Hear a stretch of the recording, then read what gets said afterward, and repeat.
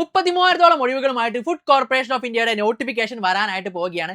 അപ്പോൾ ആർക്കൊക്കെയാണ് ഇതിൽ അപ്ലൈ ചെയ്യാനായിട്ട് സാധിക്കുക? നമുക്കറിയാം ടെക്നിക്കൽ വിഭാഗത്തിലുള്ളവർക്ക് അപ്ലൈ ചെയ്യാൻ സാധിക്കും, നോൺ ടെക്നിക്കൽ വിഭാഗത്തിലുള്ളവർക്ക് അപ്ലൈ ചെയ്യാൻ സാധിക്കും. ഏതൊക്കെ പോസ്റ്റുകളിലേക്ക് ആർക്കൊക്കെയാണ് അപ്ലൈ ചെയ്യാനായിട്ട് സാധിക്കുന്നത്, അതുപോലെ തന്നെ എത്ര ശതമാനം മാർക്ക് ഉള്ളവർക്കാണ് അപ്ലൈ ചെയ്യാൻ സാധിക്കുക തുടങ്ങിയ കാര്യങ്ങളെല്ലാം നമുക്ക് ഈ വീഡിയോയിലൂടെ വിശദമായിട്ട് തന്നെ നോക്കാം. അപ്പോൾ വീഡിയോ തുടങ്ങുന്നതിന് മുന്നേ ആയിട്ട് ഞാൻ ജസ്റ്റ് ഒന്ന് ബ്രീഫായിട്ട് പറഞ്ഞു തരാടാ. നമ്മുടെ ഫുഡ് കോർപ്പറേഷൻ ഓഫ് ഇന്ത്യയുടെ ഒരുപാട് കാലങ്ങളായിട്ട് കാത്തിരിക്കുന്ന നോട്ടിഫിക്കേഷൻ ഉടനെ തന്നെ വരും എന്നാണ് പറയുന്നത്. ഇത് കാറ്റഗറി 1, 2, 3, 4ലേക്കുള്ള എക്സാമിനേഷൻ ആയിരിക്കും FCI ഡയറക്റ്റ് ആയിട്ട് നടത്താനായിട്ട് പോകുന്നത്. നമ്മുടെ SSC RRB എക്സാമുകളൊക്കെ പോലെ സിമിലർ ആയിട്ടുള്ള ഒരു പാറ്റേൺ ഫോളോ ചെയ്യുന്ന ഒരു പരീക്ഷയാണിത്. പക്ഷേ ഫുഡ് കോർപ്പറേഷൻ ഓഫ് ഇന്ത്യ ആയിരിക്കും കണ്ടക്ട് ചെയ്യാനായിട്ട് പോകുന്നത്. ഇതൊരു കേന്ദ്ര സർക്കാർ ജോലിയാണ്, അത്യാവശ്യം നല്ല പേയ്മെന്റും സാലറിയും ഒക്കെ ഉള്ള ഒരു ജോബാണ്. അപ്പോൾ ഒരുപാട് പേര് അപ്ലൈ ചെയ്യുന്ന ഒരു ജോബാണ്, കാരണം അത്യാവശ്യം നല്ല രീതിക്ക് വേക്കൻസി ഉള്ള ഒരു പോസ്റ്റ് കൂടിയാണ് വിളിക്കുന്നത്. ഇനി ഏകദേശം ഇപ്പൊ നമുക്ക് പറഞ്ഞിരിക്കുന്നത് കാറ്റഗറി 2 ആൻഡ് 3ലേക്കുള്ള വേക്കൻസി മാത്രമാണ്. 33,566 വേക്കൻസീസ് ആണ് റിപ്പോർട്ട് ചെയ്യപ്പെട്ടിരിക്കുന്നത് എന്ന് പറയുന്നത്.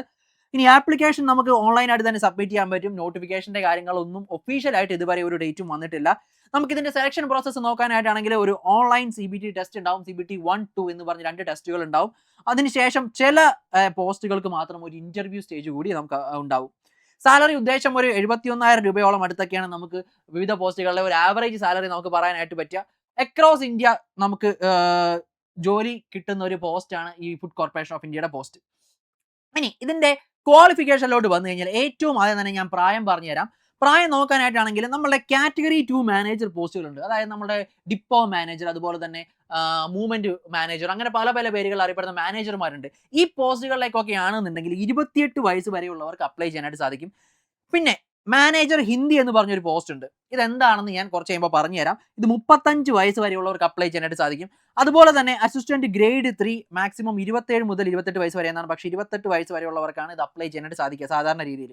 ഇതൊക്കെ നമ്മൾ മുൻ വർഷങ്ങളിലെ നോട്ടിഫിക്കേഷന്റെ അടിസ്ഥാനത്തിലുള്ള ഡാറ്റയാണ്. വലിയ ചേഞ്ചസ് ഒന്നും വരാനായിട്ട് നമ്മൾ പ്രതീക്ഷിക്കുന്നില്ല. അപ്പോൾ വലിയ ചേഞ്ചസ് ഒന്നും ഉണ്ടാവില്ല. ഏകദേശം ഈ ക്രൈറ്റീരിയ വെച്ചൊക്കെ തന്നെയായിരിക്കും നോട്ടിഫിക്കേഷൻ വരാനായിട്ട് പോകുന്നത്. അപ്പോൾ പ്രിപ്പയർ ചെയ്ത് തുടങ്ങാനുള്ളവരൊക്കെ ഇപ്പോഴേ തന്നെ പ്രിപ്പറേഷൻ ആരംഭിച്ചു. ഇനി ഇവിടെയും ഏജ് റിലാക്സേഷൻ ഉണ്ടായിരിക്കും. നമുക്ക് OBC ആണെന്നുണ്ടെങ്കിൽ 3 വയസ്സ് വരെ ഏജ് റിലാക്സേഷൻ ഉണ്ട്. SC ST ആണെങ്കിൽ 5 വയസ്സ് വരെ. പേഴ്സൺ വിത്ത് ഡിസബിലിറ്റീസ്, എന്തെങ്കിലും ഡിസബിലിറ്റീസ് ഉള്ളവരാണെങ്കിൽ 15 വയസ്സ് വരെയുള്ള ഏജ് റിലാക്സേഷൻ കിട്ടുന്നുണ്ട്. ഇതിന് പുറമെ നമ്മുടെ FCIയിൽ നിലവിൽ വർക്ക് ചെയ്തുകൊണ്ടിരിക്കുന്ന ആളുകളാണെന്നുണ്ടെങ്കിൽ നിങ്ങൾക്ക് സെപ്പറേറ്റ് ആയിട്ട് ഏജ് റിലാക്സേഷൻ ഉണ്ട്. അതുപോലെ തന്നെ മിലിറ്ററിയിൽ എക്സ് സർവീസ് മെന്നിന് പ്രത്യേകിച്ച് ഏജ് റിലാക്സേഷൻ ഉണ്ട്. ഇങ്ങനെ ഒരുപാട് ഏജ് റിലാക്സേഷൻ ക്രൈറ്റീരിയാസ് ഇതിന് പുറമെയും വരുന്നുണ്ട്. ഇനി അടുത്തതാണ് പ്രധാനപ്പെട്ട ഒരു തിങ്, എഡ്യൂക്കേഷണൽ സ്റ്റാൻഡേർഡുകളെ കുറിച്ച് അറിഞ്ഞിരിക്കേണ്ടത്. എഡ്യൂക്കേഷണൽ സ്റ്റാൻഡേർഡുകൾ വളരെ ഇമ്പോർട്ടന്റ് ആണ്. ഇപ്പൊ നമുക്ക് നോക്കാനായിട്ടാണെങ്കിൽ നമ്മളുടെ ജനറൽ മാനേജർ അല്ലെങ്കിൽ ഡിപ്പോ മാനേജർ പോസ്റ്റിലേക്കാണ് നിങ്ങൾ അപ്ലൈ ചെയ്യുന്നുണ്ടെങ്കിൽ ഏതെങ്കിലും ഒരു ഡിഗ്രി നിങ്ങളുടെ കയ്യിലുണ്ടായിരുന്നാൽ മതി. അതായത് ഗ്രാജുവേഷൻ എനി ഡിസിപ്ലിൻ ഉള്ളവർക്ക് എന്ത് ചെയ്യാൻ പറ്റും, ഈ ഒരു ജനറൽ മാനേജർ അല്ലെങ്കിൽ ഡിപ്പോ മാനേജർ പോസ്റ്റിലേക്കൊക്കെ അപ്ലൈ ചെയ്യാനായിട്ട് പറ്റും. ഇവിടെയും ചെറിയ മാർക്കിന്റെ ക്രൈറ്റീരിയസും കാര്യങ്ങളൊക്കെ പറയുന്നുണ്ട്. അത് ഞാൻ വിശദമായിട്ട് വരാനിരിക്കുന്ന സ്ലൈഡുകളിൽ പറഞ്ഞുതരാം. ഇനി അക്കൗണ്ട് സ്ട്രീമിലേക്കാണ് നിങ്ങൾ അപ്ലൈ ചെയ്യുന്നതെങ്കിൽ BCom അല്ലെങ്കിൽ CA അല്ലെങ്കിൽ ICWA ഡിഗ്രി ഉള്ളവർക്കൊക്കെ മാത്രമേ എന്ത് ചെയ്യാൻ പറ്റുള്ളൂ, ഈ ഒരു പോസ്റ്റിലേക്ക് അപ്ലൈ ചെയ്യാനായിട്ട് സാധിക്കുള്ളൂ. ഇനി നേരെ മറിച്ച് നമ്മുടെ ടെക്നിക്കൽ സ്ട്രീമിലേക്ക് കടന്നു കഴിഞ്ഞ് കഴിഞ്ഞാൽ BSc in agriculture, biotechnology, food technology എന്നീ കോഴ്സുകളൊക്കെ പാസ്സായിട്ടുള്ള, ഇതിലൊക്കെ ഡിഗ്രിയോ അല്ലെങ്കിൽ BTech ഒക്കെ ഉള്ള ആളുകൾക്ക് മാത്രമേ ടെക്നിക്കൽ സ്ട്രീമുകളിലേക്ക് അപ്ലൈ ചെയ്യാൻ പറ്റുള്ളൂ. ഇനി അതുപോലെ തന്നെ ജൂനിയർ എഞ്ചിനീയർ തസ്തികകളിലേക്കുള്ള വിളി വരുന്നുണ്ട്. ഇവിടെയാണെന്നുണ്ടെങ്കിൽ എഞ്ചിനീയറിംഗ് ഡിഗ്രി അല്ലെങ്കിൽ ഡിപ്ലോമ വേണം. ഉദാഹരണത്തിന് സിവിൽ മെക്കാനിക്കൽ ഒക്കെയാണ് പ്രധാനമായിട്ടും നമുക്ക് വിളിക്കുന്ന പോസ്റ്റുകൾ. അപ്പോൾ സിവിൽ എഞ്ചിനീയറിംഗ് ഉള്ളവർക്കും മെക്കാനിക്കൽ എഞ്ചിനീയറിംഗ് ഉള്ളവർക്കൊക്കെ അപ്ലൈ ചെയ്യാനായിട്ട് സാധിക്കും. ഇനി ഞാൻ ഓരോ പോസ്റ്റ് ആയിട്ട് പറഞ്ഞു തരാം എന്തൊക്കെ ക്രൈറ്റീരിയാസ് ആണ് അപ്ലൈ ചെയ്യാൻ വേണ്ടതെന്ന്. ഇപ്പൊ നമ്മുടെ ജനറൽ മാനേജർ ആയിക്കോട്ടെ, അതല്ലെങ്കിൽ മൂവ്മെന്റിന്റെ മാനേജർ അല്ലെങ്കിൽ ഡിപ്പോ മാനേജർ പോസ്റ്റുകൾക്കൊക്കെ കോമൺ ആയിട്ടുള്ള ക്വാളിഫിക്കേഷൻ ആണ് വരുന്നത്. അപ്പോൾ ഈ ക്വാളിഫിക്കേഷനിൽ തന്നെ പറഞ്ഞിരിക്കുന്നത് graduate degree or equivalent form of degree from any recognised university. അതായത് നിങ്ങൾക്ക് ഒരു റെക്കഗ്നീഷൻ ഉള്ള ഒരു സർവകലാശാലയിൽ നിന്ന് ഒരു ഡിഗ്രി കയ്യിലുണ്ടോ അപ്ലൈ ചെയ്യാനായിട്ട് സാധിക്കും. പക്ഷേ ഡിഗ്രി മാത്രം ഉണ്ടായാൽ പോരാ, 60% മാർക്ക് ഉണ്ടാവണം. എന്താണ് 60% മാർക്ക് ഉണ്ടാവണം. ഇനിയിപ്പോൾ ഈ കൊമേഴ്സ് ബാക്ക്ഗ്രൗണ്ട് ഉള്ളവർക്ക് അക്കൗണ്ട്സിലേക്ക് മാത്രമല്ല ഇവിടെയും അപ്ലൈ ചെയ്യാൻ സാധിക്കും. അതുകൂടി എടുത്ത് പറഞ്ഞിട്ടുണ്ട്. നിങ്ങൾക്കിപ്പോൾ ടെക്നിക്കൽ ഡിഗ്രി ഉള്ളൂ അല്ലെങ്കിൽ കൊമേഴ്സ് ഡിഗ്രി ഉള്ളൂ എന്ന് പറഞ്ഞ് നിങ്ങൾക്ക് ജനറൽ കാറ്റഗറി വിഭാഗത്തിൽ അപ്ലൈ ചെയ്യാൻ പറ്റില്ല എന്നല്ല, നിങ്ങൾക്ക് ജനറൽ കാറ്റഗറി വിഭാഗത്തിലും അപ്ലൈ ചെയ്യാനായിട്ട് സാധിക്കും. അതുപോലെ തന്നെ പറഞ്ഞിരിക്കുന്ന വേറൊരു കാര്യം എന്ന് പറഞ്ഞാൽ SC ST അല്ലെങ്കിൽ എന്തെങ്കിലും ഡിസബിലിറ്റീസ് ഉള്ളവർക്കാണെന്നുണ്ടെങ്കിൽ 55% മാർക്ക് ഉണ്ടായിരുന്നാൽ മതി. അപ്പോൾ നോർമൽ കേസിൽ 60% മാർക്ക് നിങ്ങൾക്ക് ഡിഗ്രിക്ക് ഉണ്ടെങ്കിൽ അപ്ലൈ ചെയ്യാനായിട്ട് സാധിക്കും. ഇനി SC ST വിഭാഗത്തിൽപ്പെട്ടവർക്ക് അല്ലെങ്കിൽ ഡിസബിലിറ്റി ഉള്ളവർക്കൊക്കെ ആണെന്നുണ്ടെങ്കിൽ 55% മാർക്ക് ഉണ്ടായിരുന്നാൽ മതി. ഓക്കെ. ഇനി അടുത്തത് നമ്മുടെ മാനേജർ ഇൻ അക്കൗണ്ട്സ് ആണ്. അക്കൗണ്ട്സ് മാനേജർ പോസ്റ്റിലേക്ക് ആർക്കൊക്കെ അപ്ലൈ ചെയ്യാൻ സാധിക്കുമെന്നാണ്. അക്കൗണ്ട്സ് മാനേജർ പോസ്റ്റ് നോക്കിക്കഴിഞ്ഞ് കഴിഞ്ഞാൽ നമുക്ക് യൂഷ്വൽ കേസിൽ നോട്ടിഫിക്കേഷനിൽ പറഞ്ഞിരിക്കുന്നത് പറഞ്ഞാൽ ഒന്നില്ലെങ്കിൽ ഇൻസ്റ്റിറ്റ്യൂട്ട് ഓഫ് ചാർട്ടേഡ് അക്കൗണ്ട്സിൽ മെമ്പർഷിപ്പ് ഉണ്ടായിരിക്കണം, അതല്ലാന്നുണ്ടെങ്കിൽ institute of cost accounts of ഇന്ത്യയിൽ മെമ്പർഷിപ്പ് ഉണ്ടായിരിക്കണം, അതല്ലാന്നുണ്ടെങ്കിൽ institute of company secretariat of ഇന്ത്യയിൽ മെമ്പർഷിപ്പ് ഉണ്ടായിരിക്കും. അതൊക്കെ ക്രൈറ്റീരിയാസ് ആയിട്ട് പറയുന്നുണ്ട്. സ്വാഭാവികമായിട്ടും ഇതൊന്നും എല്ലാവർക്കും ഉണ്ടായിരിക്കില്ല. പക്ഷേ നമ്മൾ സാധാരണക്കാരിലോട്ട് വന്നു കഴിഞ്ഞാൽ ബികോം ഉണ്ടായിരുന്നാൽ മതി. ഏതെങ്കിലും റെക്കഗ്നൈസ്ഡ് യൂണിവേഴ്സിറ്റിയിൽ നിന്ന് ഒരു ബികോം ഉണ്ടായിരിക്കുക. അതല്ല എന്നുണ്ടെങ്കിൽ post graduate in MBA in finance, അതായത് ഫിനാൻസിൽ നിങ്ങൾ പോസ്റ്റ് ഗ്രാജുവേഷൻ അല്ലെങ്കിൽ മാസ്റ്റേഴ്സ് ചെയ്തിട്ടുള്ള ആളാണെന്നുണ്ടെങ്കിൽ നിങ്ങൾക്ക് അപ്ലൈ ചെയ്യാനായിട്ട് സാധിക്കും. അതല്ല എന്നുണ്ടെങ്കിൽ നിങ്ങൾക്ക് മിനിമം 2 വർഷം ഇതേ ഡിഗ്രിയിൽ തന്നെ ഡിപ്ലോമ ചെയ്തിട്ടുള്ള ആളാണെന്നുണ്ടെങ്കിൽ, അതായത് AICTO അല്ലെങ്കിൽ UGC അഫിലിയേറ്റഡ് ആയിട്ടുള്ള സ്ഥലത്ത് നിന്നും ഡിപ്ലോമ ചെയ്തിട്ടുള്ളവരാണ് നിങ്ങളെങ്കിൽ, അത് ഞാൻ ഈ പറഞ്ഞിട്ടുള്ള സബ്ജക്റ്റിൽ ഡിപ്ലോമ ചെയ്തിട്ടുള്ളവരാണ് നിങ്ങളെങ്കിൽ നിങ്ങൾക്ക് അപ്ലൈ ചെയ്യാനായിട്ട് സാധിക്കും. അതുപോലെ തന്നെ നിങ്ങൾക്ക് പോസ്റ്റ് ഗ്രാജുവേറ്റ് പാർട്ട് ടൈം ആയിട്ടും MBA ഫിനാൻസ് ചെയ്തവർക്ക് അപ്ലൈ ചെയ്യാൻ സാധിക്കുന്നതാണ്. അതിലൊന്നും ഒരു വിഷയമുള്ള കാര്യമല്ല. പക്ഷേ ഡിപ്ലോമയാണെന്നുണ്ടെങ്കിൽ ഡിസ്റ്റന്റ് ഡിപ്ലോമ അപ്രൂവ് ചെയ്യില്ല. ശ്രദ്ധിക്കുക, ഡിസ്റ്റന്റ് ആയിട്ടുള്ള ഈ ഒരു MBA ഇൻ ഫിനാൻസിലുള്ള ഡിപ്ലോമ അപ്രൂവ് ചെയ്തില്ല. അതുപോലെ തന്നെ എന്താണ് പറഞ്ഞത്, മിനിമം ഈ ഡിപ്ലോമയുടെ ഡ്യൂറേഷൻ മിനിമം 3 വർഷമായിരിക്കണം. UGC അല്ലെങ്കിൽ AICTE അഫിലിയേഷനുള്ള മിനിമം 3 വർഷമെങ്കിലും ഉള്ള ഡിപ്ലോമ എടുത്തവർക്ക് മാത്രമേ അപ്ലൈ ചെയ്യാനായിട്ട് സാധിക്കുകയുള്ളൂ. ഇനി അതല്ല എന്നുണ്ടെങ്കിൽ നമ്മളുടെ post graduate in MBA finance degree, അതായത് അതിൽ ഒരു എന്താ പറയുക MBA ഫിനാൻസിൽ പോസ്റ്റ് ഗ്രാജുവേറ്റ് എഡ്യൂക്കേഷൻ എടുക്കാം. അതല്ലാന്നുണ്ടെങ്കിൽ diploma by distant education mode recognised by UGC AICTE അല്ലെങ്കിൽ DEC ജോയിന്റ് കമ്മിറ്റി. നിങ്ങൾക്ക് ഡിസ്റ്റന്റ് എഡ്യൂക്കേഷൻ ചെയ്യാം, പക്ഷേ എന്താണ് UGC AICTE അല്ലെങ്കിൽ DEC ജോയിന്റ് കമ്മിറ്റി അപ്രൂവ് ചെയ്തിട്ടുള്ള സ്ഥലത്തായിരിക്കണം. ഇവിടെ സിംപിളി പച്ച മലയാളം പറഞ്ഞു കഴിഞ്ഞാൽ മനസ്സിലാക്കിയിരിക്കേണ്ട ഒരു കാര്യം, നമ്മളുടെ ബികോം ഉള്ളവർക്കൊക്കെ അപ്ലൈ ചെയ്യാൻ പറ്റും, അതല്ലെങ്കിൽ MBA ഫിനാൻസ് പോസ്റ്റ് ഗ്രാജുവേറ്റ് ഉള്ളവർക്ക് അപ്ലൈ ചെയ്യാൻ പറ്റും. അതല്ല എന്നുണ്ടെങ്കിൽ MBA ഫിനാൻസിൽ ഡിപ്ലോമ എടുത്തിട്ടുള്ളവരായാൽ മതി. ഡിപ്ലോമ ഒരു 2 വർഷം അല്ലെങ്കിൽ 3 വർഷം മിനിമം ഉണ്ടായിരിക്കണം. UGC AICTE അഫിലിയേഷൻ ഉണ്ടായിരിക്കണം. ഇത്രയും കാര്യങ്ങൾ മാത്രം നിങ്ങൾ ശ്രദ്ധിച്ചിരുന്നാൽ മതി. ഓക്കെ, ബാക്കിയുള്ള കാര്യങ്ങളൊക്കെ കോംപ്ലിക്കേറ്റഡ് ആക്കേണ്ട ഒരു ആവശ്യമില്ല. ഇനി മാനേജർ ടെക്നിക്കൽ പോസ്റ്റിലേക്ക് പോകാനായിട്ടാണ് എന്നുണ്ടെങ്കിൽ നിങ്ങൾക്ക് BSc ഇൻ അഗ്രികൾച്ചർ ഉള്ളവർക്ക് അപ്ലൈ ചെയ്യാൻ പറ്റും. അതല്ല എന്നുണ്ടെങ്കിൽ BTech അല്ലെങ്കിൽ bachelor of engineering in food science, അതായത് ഫുഡ് സയൻസിൽ നിങ്ങൾക്ക് BTech അല്ലെങ്കിൽ ബാച്ചിലർ ഓഫ് BE എഞ്ചിനീയറിംഗ് ഉള്ളവർക്ക് എന്ത് ചെയ്യാൻ പറ്റും, അപ്ലൈ ചെയ്യാനായിട്ട് സാധിക്കും. അതല്ല എന്നുണ്ടെങ്കിൽ BTech അല്ലെങ്കിൽ BE in food science and technology. അപ്പോൾ ഫുഡ് സയൻസ് ആൻഡ് ടെക്നോളജിയിൽ BTech അല്ലെങ്കിൽ BE ഡിഗ്രി ഉള്ളവർക്കും എന്താണ് അപ്ലൈ ചെയ്യാനായിട്ട് സാധിക്കുന്നതാണ്. അതുപോലെ തന്നെ ഫുഡ് ടെക്നോളജിയിലുള്ളവർക്ക് അപ്ലൈ ചെയ്യാൻ സാധിക്കും. ഫുഡ് പ്രോസസിംഗ് ടെക്നോളജി ഉള്ളവർക്ക് food processing engineering, food processing and food preservation technology.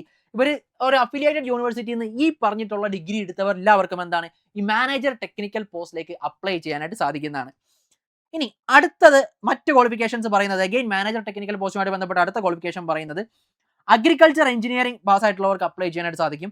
അതുപോലെ തന്നെ ബയോടെക്നോളജി, അതുപോലെ industrial biotechnology, bio chemical engineering, agriculture biotechnology തുടങ്ങിയ കോഴ്സുകളിൽ ഡിഗ്രി ഉള്ളവരാണോ നിങ്ങളെങ്കിൽ നിങ്ങൾക്ക് അപ്ലൈ ചെയ്യാനായിട്ട് സാധിക്കും. അപ്പോൾ മാനേജർ ടെക്നിക്കലിന് ഒരുപാട് കോഴ്സുകൾ പഠിച്ചിട്ടുള്ള ആളുകൾക്ക് അപ്ലൈ ചെയ്യാൻ സാധിക്കും. പ്രധാനമായിട്ട് നമ്മുടെ ഫുഡ് ടെക്നോളജി, ബയോടെക്നോളജി, അതുമായിട്ട് ബന്ധപ്പെട്ടുള്ള ഫുഡ് പ്രോസസിംഗ്, അതുമായിട്ട് ബന്ധപ്പെട്ടുള്ള കോഴ്സുകൾ പഠിച്ചിട്ടുള്ളവർക്കാണ് ഈ മാനേജർ ടെക്നിക്കലിലേക്ക് അപ്ലൈ ചെയ്യാനായിട്ട് സാധിക്കുക. ഓക്കെ, ഇനി അടുത്തത് മാനേജർ ഇൻ സിവിൽ എഞ്ചിനീയറിംഗ് ആണ്. സിവിൽ എഞ്ചിനീയറിംഗ് മാനേജർ ആണെങ്കിൽ നമുക്ക് എല്ലാവർക്കും അറിയാവുന്ന പോലെ തന്നെ ഒരു സിവിൽ എഞ്ചിനീയറിംഗ് ഡിഗ്രി ഉള്ളവർക്ക് മാത്രമേ അപ്ലൈ ചെയ്യാനായിട്ട് സാധിക്കുകയുള്ളൂ. അപ്പോൾ സിവിൽ എഞ്ചിനീയറിംഗ് ഡിഗ്രി ഉണ്ടെങ്കിൽ നിങ്ങൾക്ക് എന്ത് ചെയ്യാൻ പറ്റും, മാനേജർ ഇൻ സിവിൽ എഞ്ചിനീയറിംഗ് ആയിട്ട് അപ്ലൈ ചെയ്യാൻ പറ്റും.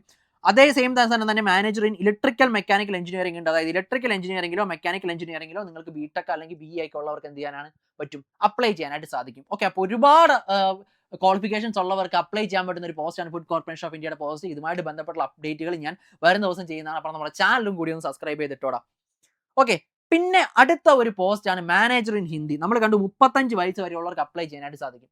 ഇതിന്റെ ഒരു ക്വാളിഫിക്കേഷൻ പറയാനായിട്ടാണെങ്കിൽ നിങ്ങൾ വിചാരിക്കുന്ന പോലെ ഹിന്ദി പച്ചവെള്ളം പോലെ അറിയുന്നവർക്ക് മാത്രം അപ്ലൈ ചെയ്യാൻ പറ്റുന്നത്, അതല്ലെങ്കിൽ ഹിന്ദി സംസ്ഥാനങ്ങളിലുള്ളവർക്ക് മാത്രമല്ല അപ്ലൈ ചെയ്യാൻ സാധിക്കുന്നത്, നമുക്ക് എല്ലാവർക്കും അപ്ലൈ ചെയ്യാൻ സാധിക്കും. പക്ഷേ അതിന് ചില ക്വാളിഫിക്കേഷൻസ് പറയുന്നുണ്ട്. അതെന്താണെന്ന് മനസ്സിലാക്കിയിരിക്കുക. ഇത് 35 വയസ്സ് വരെയുള്ളവർക്ക് അപ്ലൈ ചെയ്യാൻ പറ്റുന്ന ഒരു പോസ്റ്റാണ്. ഇത് പ്രധാനമായിട്ടും നമ്മുടെ FCIയുടെ ഒക്കെ റിപ്പോർട്ടുകൾ ഹിന്ദിയിൽ നിന്ന് ഇംഗ്ലീഷിലോട്ട് ട്രാൻസ്ലേറ്റ് ചെയ്യുക, നേരെ തിരിച്ച് ട്രാൻസ്ലേറ്റ് ചെയ്യുക, അങ്ങനത്തെ ഒരുപാട് ജോലികളൊക്കെ വരുന്നതുകൊണ്ടാണ് ഇത് ഹിന്ദി സ്ട്രീം എന്ന് പറഞ്ഞ് എടുത്ത് വെച്ചിരിക്കുന്നത്. ഇപ്പോൾ ഒന്നാമത്തെ ക്വാളിഫിക്കേഷൻ പറയുന്നതെന്ന് പറഞ്ഞു കഴിഞ്ഞാൽ മാസ്റ്റേഴ്സ് ഡിഗ്രി ഉണ്ടാവണം. എന്തിലാണ്? ഒന്നിൽ ഹിന്ദിയിൽ മാസ്റ്റേഴ്സ് ഡിഗ്രി ഉണ്ടാവണം. അതുപോലെ തന്നെ എന്താണ്, ഇംഗ്ലീഷ് നിങ്ങൾ ഗ്രാജുവേഷനിൽ പഠിച്ചിട്ടുണ്ടാവണം. ഒന്നാമത്തെ ക്വാളിഫിക്കേഷൻ പറയുന്നത് നിങ്ങൾ ഹിന്ദിയിൽ മാസ്റ്റേഴ്സ് ചെയ്തിട്ടുണ്ടാവണം. അതല്ല എന്നുണ്ട് അതിനോടൊപ്പം തന്നെ നിങ്ങൾ ഇംഗ്ലീഷും എന്തുണ്ടാവണം, ഗ്രാജുവേഷനിൽ പഠിച്ചിട്ടുണ്ടാവണം. അപ്പോൾ ഡിഗ്രിക്ക് ഇംഗ്ലീഷ് ഒരു സബ്ജക്റ്റ് ആയിട്ട് പഠിച്ചിട്ടുണ്ടാവണം. അതുപോലെ തന്നെ ഹിന്ദി എന്ന് പറഞ്ഞൊരു സബ്ജക്റ്റിൽ നിങ്ങൾക്ക് മാസ്റ്റേഴ്സ് ഉണ്ടായിരിക്കണം. ഇനി അതല്ല എന്നുണ്ടെങ്കിൽ എന്താണ്, നിങ്ങൾക്ക് ഇംഗ്ലീഷിൽ മാസ്റ്റേഴ്സ് ഉണ്ടെങ്കിലും അപ്ലൈ ചെയ്യാൻ പറ്റും. പകരം ഹിന്ദി നിങ്ങൾ എന്തായിട്ട് പഠിച്ചിരുന്നാൽ മതി, നിങ്ങളുടെ ഡിഗ്രിയിൽ ഒരു സബ്ജക്റ്റ് ആയിട്ട് പഠിച്ചിരുന്നാൽ മതി. അപ്പോൾ 2 പേർക്കും അപ്ലൈ ചെയ്യാൻ സാധിക്കും. ഇംഗ്ലീഷോ ഹിന്ദിയോ നിങ്ങളുടെ ഡിഗ്രി ലെവലിൽ പഠിച്ചിട്ടുണ്ടോ, അതുപോലെ തന്നെ ഇംഗ്ലീഷോ ഹിന്ദിയിലോ മാസ്റ്റേഴ്സ് ഉണ്ടോ, നിങ്ങൾക്ക് അപ്ലൈ ചെയ്യാനായിട്ട് സാധിക്കും. ഇനി അതല്ലാതെ പറയുന്ന കാര്യങ്ങൾ എന്തൊക്കെയാണെന്ന് പറഞ്ഞാൽ, നമുക്ക് ഹിന്ദിയോ ഇംഗ്ലീഷോ രണ്ടും കൂടി ചേർത്തിട്ട് ഡിഗ്രി ലെവലിൽ പഠിച്ചിട്ടുണ്ട്, നിങ്ങൾക്കൊരു മാസ്റ്റേഴ്സ് ഡിഗ്രിയേ ഉള്ളൂ, എന്തിൽ വേണമെങ്കിലും മാസ്റ്റേഴ്സ് ആയിക്കോട്ടെ, കുഴപ്പമില്ല. പക്ഷേ ഹിന്ദിയിലും ഇംഗ്ലീഷും നിങ്ങൾ ഡിഗ്രി ലെവലിൽ പഠിച്ചിട്ടുണ്ട്, അതായത് നിങ്ങളുടെ ഗ്രാജുവേഷനിൽ ഹിന്ദിയും ഇംഗ്ലീഷും സബ്ജക്റ്റ് ആയിട്ട് പഠിച്ചിട്ടുണ്ടെങ്കിൽ നിങ്ങൾക്കും അപ്ലൈ ചെയ്യാൻ സാധിക്കും. അപ്പോൾ ആരൊക്കെ അപ്ലൈ ചെയ്യാൻ സാധിക്കുന്നത്, ഹിന്ദിയിൽ മാസ്റ്റേഴ്സ് ഉള്ളവർക്ക് അപ്ലൈ ചെയ്യാൻ സാധിക്കും. അതിൽ നിങ്ങൾ ഹിന്ദി എന്തായിട്ട് ഇംഗ്ലീഷ് എന്തായിട്ട് പഠിച്ചിരുന്നാൽ മതി, ഡിഗ്രിയിൽ ഒരു സബ്ജക്റ്റ് ആയിട്ട് പഠിച്ചിരുന്നാൽ മതി. നേരെ തിരിച്ച് ഇംഗ്ലീഷിൽ മാസ്റ്റേഴ്സ് ഉള്ളവർക്കും അപ്ലൈ ചെയ്യാനായിട്ട് സാധിക്കും. അതുപോലെ തന്നെ അവിടെ എന്താണ്, നിങ്ങൾ ഹിന്ദി ഒരു സബ്ജക്റ്റ് ആയിട്ട് പഠിച്ചിരുന്നാൽ മതി. ഇനി മാസ്റ്റേഴ്സ് ഉള്ള എല്ലാവർക്കും അപ്ലൈ ചെയ്യാനായിട്ട് സാധിക്കും. അപ്പോൾ ഹിന്ദിയും ഇംഗ്ലീഷും നിങ്ങൾ ഡിഗ്രിയിൽ എവിടെയെങ്കിലും പഠിച്ചിരുന്നാൽ മതി. അപ്പോൾ ഹിന്ദിയും ഇംഗ്ലീഷും അറിഞ്ഞിരിക്കുക എന്നുള്ളതാണ് ഈ പോസ്റ്റിന്റെ ഏറ്റവും വലിയ മാനദണ്ഡം എന്ന് പറഞ്ഞു കഴിഞ്ഞാൽ. ഇനി അതുപോലെ തന്നെ നിങ്ങൾക്ക് മാസ്റ്റേഴ്സ് ഡിഗ്രി ഏത് മാസ്റ്റേഴ്സ് ഉള്ളവർക്കും അപ്ലൈ ചെയ്യാനായിട്ട് സാധിക്കും. പക്ഷേ അത് ഇംഗ്ലീഷ് മീഡിയത്തിലായിരിക്കണം പഠിച്ചിരിക്കുന്നത്. അതായത് നിങ്ങളുടെ ലാംഗ്വേജ് ഓഫ് ഇൻസ്ട്രക്ഷൻ, അവിടെ പഠിച്ചിരിക്കുന്ന ലാംഗ്വേജ് എന്ന് പറഞ്ഞാൽ ലാംഗ്വേജ് ഓഫ് ഇൻസ്ട്രക്ഷൻ ആണ് മനസ്സിലാക്കിയിരിക്കുക, ഇംഗ്ലീഷ് മീഡിയത്തിലായിരിക്കണം. അതുപോലെ തന്നെ ഹിന്ദി എന്തായിരിക്കണം, നിങ്ങളൊരു സബ്ജക്റ്റ് ആയിട്ട് അവിടെ പഠിച്ചിട്ടും ഉണ്ടാവണം. ഇനി അതല്ല എന്നുണ്ടെങ്കിൽ നിങ്ങൾക്ക് എഗെയിൻ ഒരു മാസ്റ്റേഴ്സ് ഡിഗ്രി ഉണ്ടായിരുന്നാൽ മതി. ഇതുപോലെ തന്നെ ഹിന്ദി മീഡിയത്തിലുള്ള മാസ്റ്റേഴ്സ് ഡിഗ്രി ആണെങ്കിലും കുഴപ്പമില്ല. ഇപ്പോൾ നമുക്ക് ഹിന്ദി മീഡിയത്തിലുള്ള നോർമൽ സാധാരണ ഒരു കോളേജിൽ ഹിന്ദി മീഡിയത്തിൽ പഠിച്ചിട്ടുള്ള ആളാണെങ്കിൽ അതാണെങ്കിലും കുഴപ്പമില്ല, നിങ്ങൾക്ക് മാസ്റ്റേഴ്സ് ഉണ്ടായിരുന്നാൽ മതി. പക്ഷേ എന്താണ്, നിങ്ങൾ ഇംഗ്ലീഷ് ഡിഗ്രിക്ക് പഠിച്ചിട്ടുണ്ടാവണം.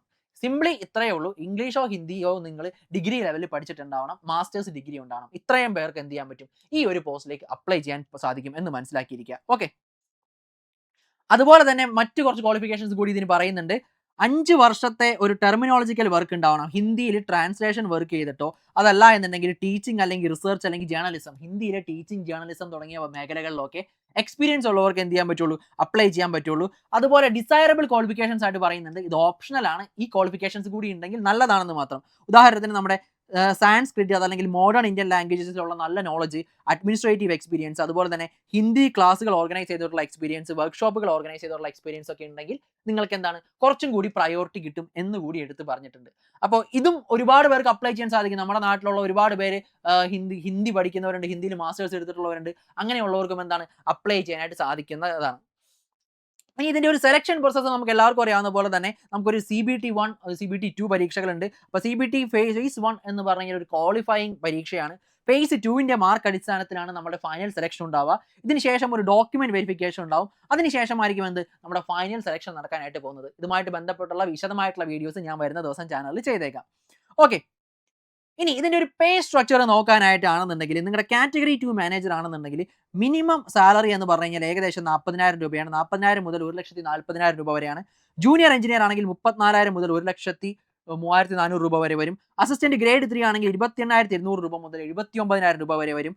ഇനി ടൈപ്പിസ്റ്റ് സ്റ്റെനോ ഗ്രേഡ് 2 ഒക്കെ ആണെങ്കിൽ 25,000 മുതൽ 65,000 രൂപ വരെ വരും. അപ്പോൾ സാധാരണ രീതിയിൽ FC ആയിട്ട് ഒരു ഗ്രേഡ് പേ സ്ട്രക്ചർ ഞാൻ മനസ്സിലാക്കി തന്നേ ഉള്ളൂ. ഇത് സാലറി ഇൻ ഹാൻഡ് ഒക്കെ വരുമ്പോൾ നല്ല കൂടും, 40 നല്ല സ്റ്റാർട്ടിങ്, അതിന് മുകളിൽ എന്തായാലും നിങ്ങൾക്ക് കിട്ടും. 45 to 50 രൂപ അടുത്ത് എന്തായാലും മിനിമം കിട്ടുന്ന സാലറി ഉള്ളതാണ്.